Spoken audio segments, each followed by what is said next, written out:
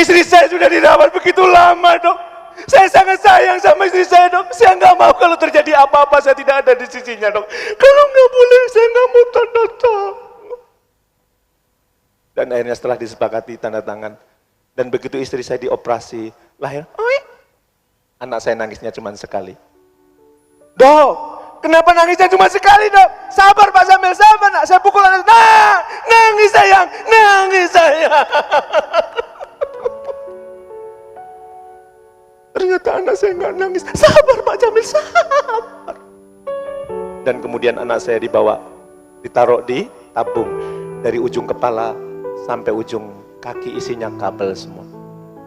Dan setelah diidentifikasi penyakitnya, ternyata anak saya mengidap suatu penyakit yang respon terhadap dunia luarnya lambat. Ya. Dan dokter mengatakan, Pak Jamil setelah ini Pak Jamil istirahat pulang, tapi setiap hari Pak Jamil harus datang ke sini, jenguk anaknya.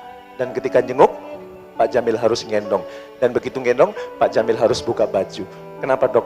Karena sentuhan kulit orang tua itu membantu proses penyembuhan. Baik, Dok. Dan akhirnya setiap hari saya menjenguk anak saya. Dan akhirnya setelah beberapa hari ada perkembangan.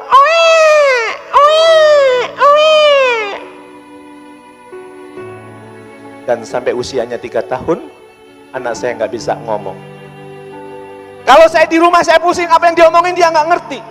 Misalnya seharusnya anak kecil minta susu itu apa? Cucu. Tapi dia, nih, apa nak, nih nak, bapak nggak ngerti. Bapak nggak ngerti sayang. Bapak nggak ngerti sayang.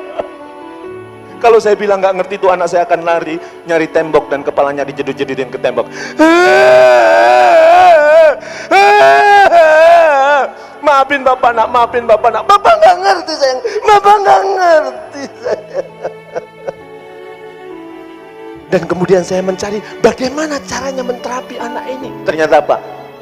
Salah satu terapinya harus sering dibacakan Al-Quran. Dan kemudian saya terapi menjelang ulang tahunnya yang keempat, saya sedang minum multivitamin. Tiba-tiba dia datang.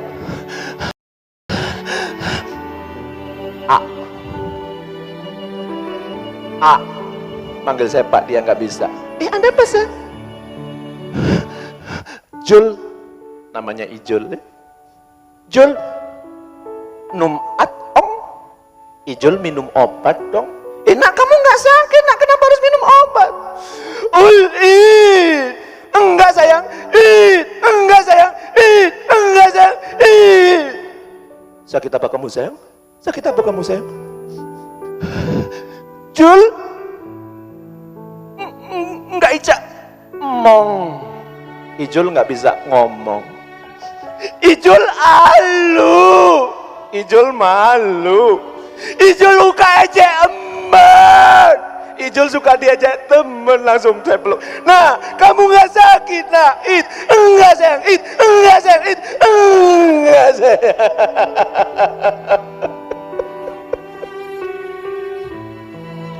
Dan hari itu saya membuat pengumuman, siapapun yang tidur di rumah ini, sebelum tidur dia harus membacakan doa di air yang sudah disiapkan istri, dan dia harus membacakan salah satu dari surat Al-Quran di dalam air itu. Dan dia harus masuk kamarnya Ijul memeluk dengan mengucapkan kata yang positif dan menyebut nama Allah ketika memeluk. Termasuk kalau saya pulang malam, saya datang ke kamarnya Ijul. Jul, kamu anak baik sayang, kamu anak soleh sayang, kamu anak hebat sayang, bapak sayang sama kamu nak. I love you sayang, I love you. Dan 6 bulan kemudian Ijul bisa ngomong. Dokter yang merawatnya heran, Pak Jamil dibawa ke Singapura ya? Enggak. Dibawa ke Australia? Enggak. Lu kok bisa ngomong? Diobati dengan apa? Dengan cinta dan kasih sayang, dan dengan bacaan kitab suci Al-Quran. Dan begitu saya masukkan SD, semester pertama bagi rapot ranking 19 dari 19 siswa.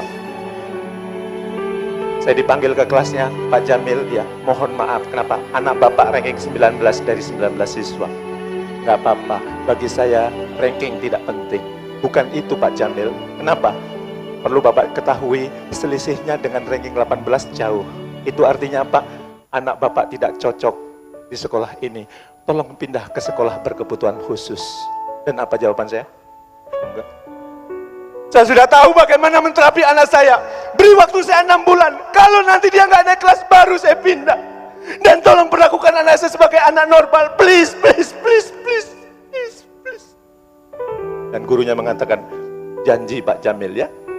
Tapi kalau sekali ini gagal, terpaksa terpaksa anak Bapak saya keluarin. Baiklah. Maka selama 6 bulan saya terapi, kebiasaannya apa? Sebelum tidur dia harus baca Al-Quran. Bangun tidur dia baca Al-Quran dan mengucapkan kata-kata yang positif. Dan begitu kemudian bangun tidur, itu terus dilakukan. Bahkan kemudian anak saya yang bungsu ini akhirnya apa? Hafalannya jauh lebih banyak dibandingkan kakak-kakaknya. Dan begitu bagi rapot, saya tidak bisa ngambil. Saya ada training di Bali. Selesai ngisi training, saya pulang. Begitu sampai rumah, anak saya manggil, Bapak! Bapak! Ada bos yang Luk Kijul, Pak Luk Kijul, Pak Luk Kijul. Saya peluk. Udah dipeluk sayang. Kenapa sayang? Kenapa sayang? Bapak payah sih ngisi training melulu. Iya sayang, Bapak minta maaf sayang. Kenapa kamu nangis sayang? Kan tadi Ijul bagi rapot. Iya. Kan harusnya Bapak yang ngambil. Iya sayang, Bapak minta maaf sayang. Bapak minta maaf sayang. Karena Bapak nggak bisa ngambil, yang ngambil akhirnya cuman Mama. Ijul kan ingin Bapak ikut ngambil. Iya sayang, Bapak minta maaf sayang. Bapak minta maaf sayang. Tapi kenapa kamu nangis sayang? Tadi waktu Ijul ngambil rapot, kata Bu Guru, Ijul ranking 8 Pak. Ijul pinter ya Pak. Kamu pinter. Kamu pinter. Tadinya ranking berapa? 15. Jadi ranking berapa? 8. Kenapa? Karena kata-kata yang positif dan bacaan dari kitab suci Al-Quran. Maka pada kesempatan kali ini, mari kemudian kita budayakan membaca Al-Quran. Kenapa? Supaya kata-kata yang beredar di negeri ini, kata-kata yang positif, yang menyembuhkan banyak orang, yang memotivasi banyak orang, dan itu menyegarkan banyak orang, membuat orang awet muda, membuat orang bergairah, membuat orang bersemangat. Bukan kata-kata yang negatif, yang itu bisa merusak pikiran, sel-sel di dalam tubuh kita. Kenapa? Karena apa yang sering kita pikir dan ucapkan itu mempengaruhi hormon-hormon di dalam tubuh kita.